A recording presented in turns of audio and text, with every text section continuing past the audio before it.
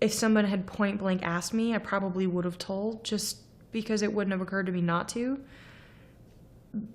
And it didn't occur to me to tell because nobody asked. I think when you're going through such a terrible experience, you feel very, very alone.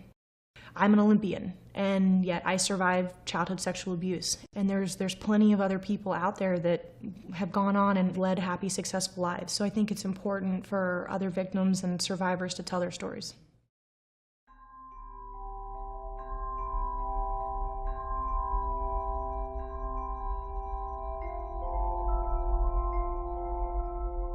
So I was abused from 5 to 7 years old by a good friend of mine's father.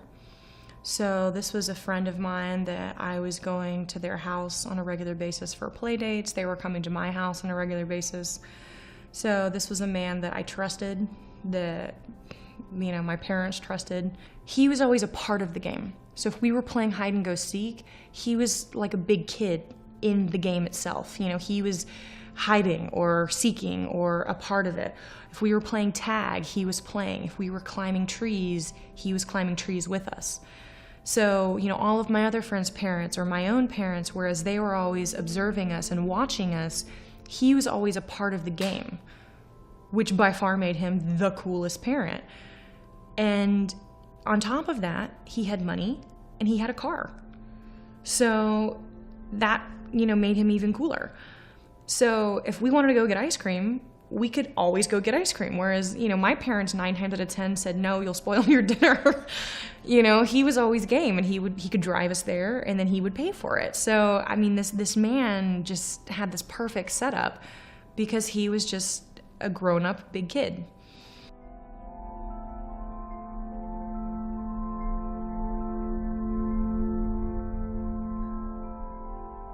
How the conversation came up, I have no idea, but somehow I ended up telling this friend of mine. And at that point, I'd never really put 2 and 2 together on kind of what it was that had happened to me. And she was the one that kind of looked at me and said, Margaret, I think you were molested. You should tell your parents. And I was like, huh. Because everything that happened to me when I was younger, I was always uncomfortable. Like I said, there were several instances, and I was never comfortable in the situation, but I never put 2 to 2 together and thought, this man is hurting me. This was someone I trusted. This was someone I cared about. Every time, your parent sends you out the door as a young child, you're basically told by your parents to trust these people that you're going to their house. You're sent out the door with basically the underlining theme being, trust and respect these parents, mind your manners, and basically do what they say. Treat these parents like you would treat and respect, your father and I, is kind of the underlying message. So all of a sudden at 11 years old, my friend is putting a word on it, is putting a label on it. That was really the first time that my brain kind of caught up with all these emotions that had been happening and going, huh. I had sexual abuse education in school, which I didn't realize was apparently very rare. I thought everybody grew up having that. And the same kind of thing. I remember watching videos in school, learning about sexual abuse and getting uncomfortable. I never quite put the dots together. And I never, during this learning process, I never had that wow moment and thought, hey, that's what's happening to me. But the same thing would happen. I would get really, really uncomfortable during this learning process and just something didn't feel right. But I'm still really grateful for that education, because without that education, I don't think my 11-year-old friend would have known what it was. I don't think she would have been, when she heard my story, I don't think she would have had that eureka moment and go, hey, you were molested. I don't think she would have known what that word meant. So that education was still important, because for another 11-year-old to sit there and hear my story and put 2 and 2 together, even if I couldn't quite, make the dots connect, for her to be able to make the dots connect and go, you need to tell an adult. You need to tell your parents. That was a huge step for me. So I go home that day, and my mom's first clue that something was wrong should have been the fact that it was a beautiful day outside, and she's decided that she's going to put, she had this border that she was going to put up around the wall of her bedroom. And, I volunteered to help. So her first clue, her 11-year-old daughter is volunteering to stay inside and help with the chore when it's, beautiful outside. And I always wanted to play outside. So, of course she's thrilled. Oh yeah, you want to help? Great. And, for the next several hours, I help my mother put this border up, and I tell her my story. I have no idea how she did it, but she listened, and she just said all the appropriate kind of, okay, and what happened next, and all the little bitty words. She didn't freak out, but all the little bitty words of just kind of what happened next, and okay, and she just listened. I got it out in one take. I was very, very lucky that I just, there we go, done. I don't know how long it took us to do this whole thing. I have no idea where my dad and my sister were. They were off doing something for the day, but they weren't at home. So I told my whole story, and then of course, I go off and I go about my day, and of course I leave my mom, devastated in her bedroom with this border that she now hates that's, glued to the wall.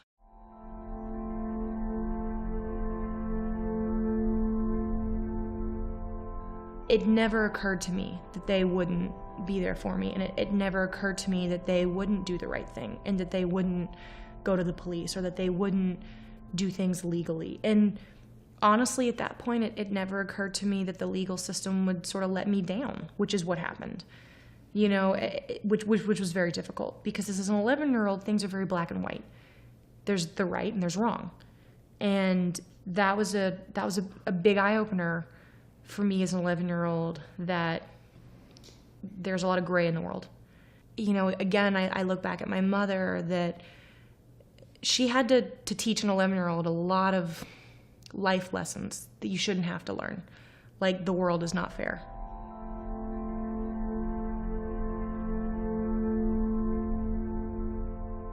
You still always have to do what you can control and do what you can do. And they made it very clear from day one that, they were going to pursue this thing legally as far as they could pursue it. And they did. And, that's always meant a great deal to me. My parents never focused on revenge. It was never about, yes, it was about, legally we're going to pursue this man and we're going to try to do that. But the flip side of that was, when I was going to counseling and I was getting help, the mindset was, okay, this thing has happened. We're not going to focus on him. We're going to get help for you. And I'm, and my mom looked at it was, all right, I have an 11-year-old girl who is no longer acting like an 11-year-old girl anymore, or a normal 11-year-old girl anyways, however it is 11-year-old girls are supposed to act. And instead of focusing on this man and just being angry and wanting to take out all this revenge on him, I'm going to focus all my attention on trying to figure out how to make my 11-year-old girl normal again. And so we never talked about him. Yes, the legal stuff was going on somewhere in the background, but we never talked about him ever again. And it was, all the focus was on me and trying to get me back to normal. I think the worst thing that sexual abuse does to people is it takes away your sense of value, and it takes away your sort of that sense of self. It's self-value, and I think the first step to sort of getting that back is when somebody else believes in you and believes what you have to say and believes your story. And that's kind of that first step to getting a little bit of that sense of self-value back. I had symptoms, but the symptoms that I had were not symptoms that our society would deem as unhealthy. I was an overachiever. I felt like I had no value, and I felt like I wasn't good enough. And so the way that I acted out, so to speak, or the way that I felt like I had to gain value was I had to overachieve in everything out the nines. I had over a 4.0 GPA in high school. I think I graduated college with like a 3.4 GPA while swimming, on a college scholarship. I ended up competing in the Olympics twice. And, I had this plethora of all of these achievements kind of that I could pull out of this hat bag, because I never felt like I had value. And so I had to do all of these things because I had this sort of this hollow pit on the inside that I could never seem to fill up, because I never felt good enough.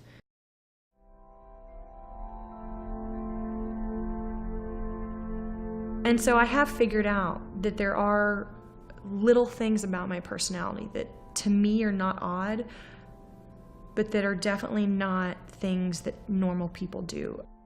And it's been interesting, actually. I've been taking ballroom dancing lessons, and you have to touch people when you're dancing with them.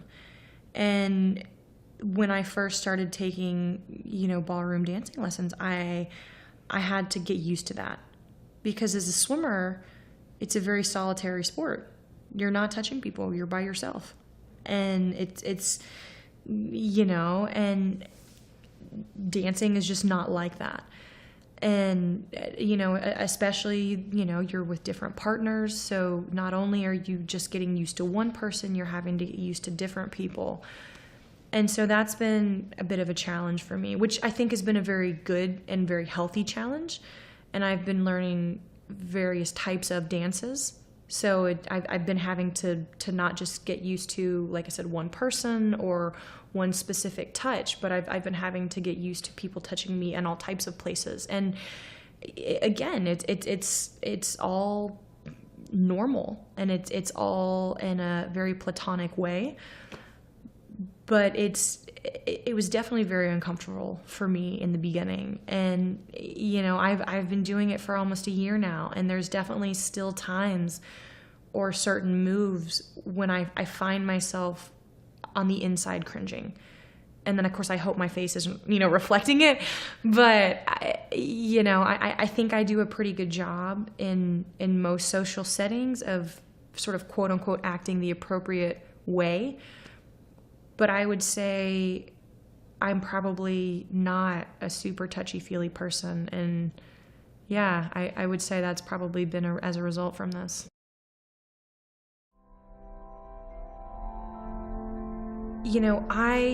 I didn't get to the Olympics by myself. First and foremost, I had my parents. I had my family.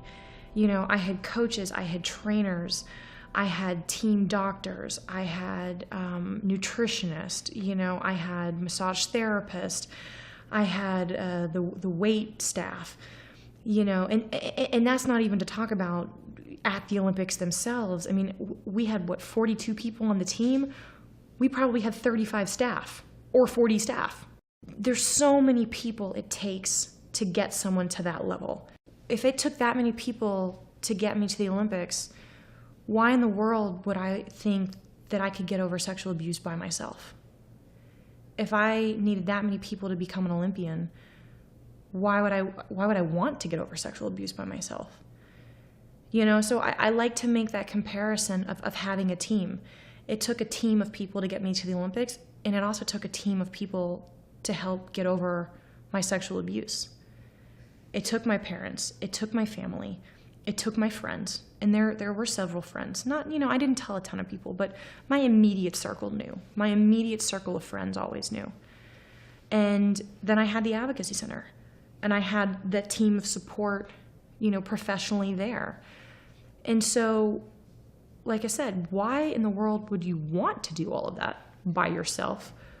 But it takes an entire team of people to be successful in life in any endeavor. And that's just one more endeavor.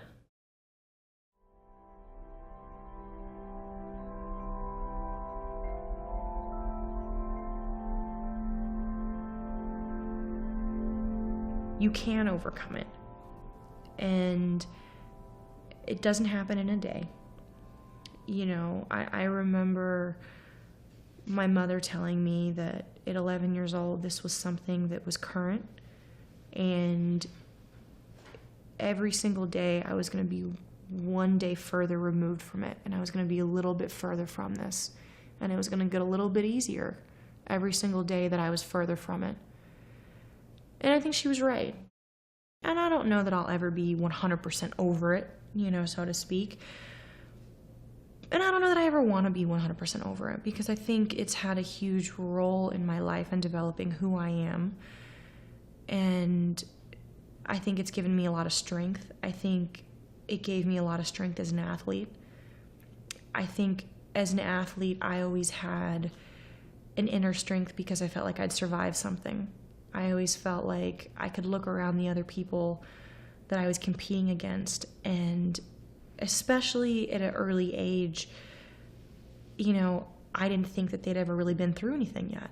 They might have. Who knows if they had or not. But at least in my head, that's what I told myself, was that, everybody around me, these people haven't been through anything yet. And I've survived something. And I learned to gain a sense of strength from that.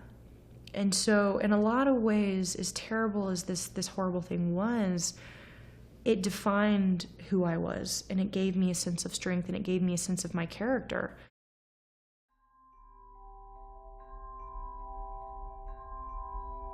I think one of the greatest things about that is it shows that you can come out on the other side.